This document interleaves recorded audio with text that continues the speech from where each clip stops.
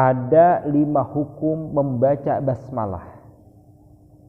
Hati-hati, karena kalau kita tidak paham tentang hukum membaca basmalah ini, yang awal kiranya kita membaca basmalah mengandung keberkahan, karena kita gak paham, akhirnya kita berdosa.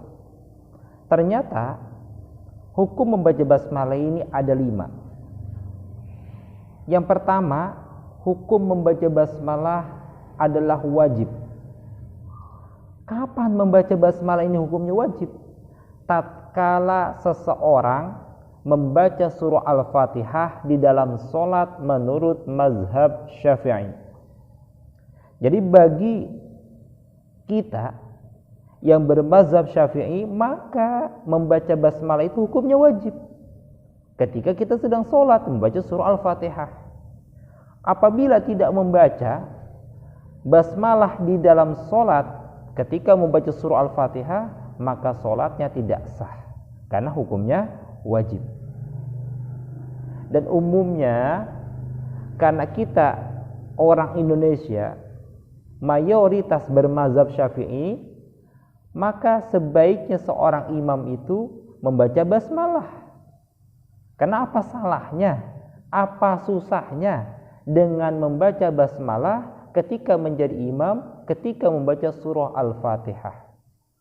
Yang kedua, hukum membaca basmalah adalah haram.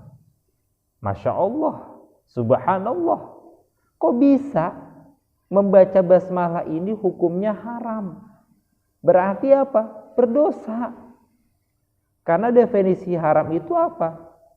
Apabila kita tinggalkan, kita mendapat pahala. Apabila kita kerjakan, berdosa. Jadi membaca basmalah ini hukumnya haram itu kapan? Ternyata hukumnya haram membaca basmalah tatkala seseorang melakukan sesuatu yang diharamkan oleh Allah Subhanahu wa taala. Contoh, ada orang mencuri. Kebetulan rumahnya digembok. Karena dia ini bawa martil, gemboknya itu dihajar sama dipukul dengan membaca basmalah. Bismillahirrahmanirrahim. Maka ucapan basmalah tatkala dia ingin menghancurkan gembok itu untuk mencuri, maka hukumnya adalah haram. Atau ada orang berjudi, masang togel supaya dapat nih, supaya judinya menang, supaya togelnya menang. Tatkala dia masang baca basmalah, Bismillahirrahmanirrahim, hukumnya haram. Bahkan ada seorang ulama berpendapat, tatkala seseorang melakukan kemaksiatan, melakukan sesuatu yang diharamkan oleh Allah, kemudian dia ingin mengambil keberkahan dari basmalah itu, maka dia bisa murtad. Jadi hati-hati. Jadi jangan dibilang, wah ini kan maksiat, mudah-mudahan diawali basmalah jadi berkah. Salah. Justru sesuatu yang haram diawali dengan membaca basmalah, maka bacaan basmalahnya menjadi haram. Yang ketiga, hukum membaca basmalah adalah sunnah. Kapan? Tatkala seseorang melakukan sesuatu yang bermanfaat dan yang disyariatkan oleh ajaran agama Islam. Contoh, seperti orang mau belajar, baca basmalah, mau azan, baca basmalah, dan sesuatu hal yang bermanfaat. Karena sesuatu yang bermanfaat yang disyariatkan oleh ajaran agama Islam itu mengandung kebaikan, diawali dengan membaca basmalah, insya Allah itu akan menambah keberkahan pada kebaikan tersebut. Tetapi apabila suatu kebaikan tidak diawali dengan membaca basmalah, apa yang terjadi? Fahuwa aqta, akan terputus, akan berkurang keberkahannya. Dan yang keempat adalah hukum membaca basmalah adalah makruh. Makruh itu berarti dibenci, tetapi tidak berdosa. Sebaiknya ditinggalkan. Kapan? Tatkala seseorang melakukan sesuatu yang dimakruhkan. Salah satu contoh adalah melihat kemaluan sendiri Melihat kemaluan sendiri hukumnya makruh. Kita baca basmalah, bismillahirrahmanirrahim, lihat kemaluan sendiri, maka bacaan basmalahnya itu adalah hukumnya makruh. Kalau punya orang dilihat, hukumnya haram, tidak boleh. Dan yang kelima, hukum membaca basmalah adalah mubah.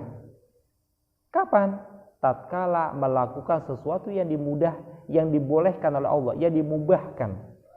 Contoh yang paling gampang apa? Makan, minum, memindahkan sesuatu, itu hukumnya boleh. Jadi tatkala kita masukin pulpen ke kantong, bismillahirrahmanirrahim. Naruh uang di lemari, bismillahirrahmanirrahim. Itu hukumnya adalah mubah, boleh-boleh saja. Bahkan ada sebuah kisah, kita pun tahu pasti, tentang seorang istri yang kerjaannya ini baca basmalah terus.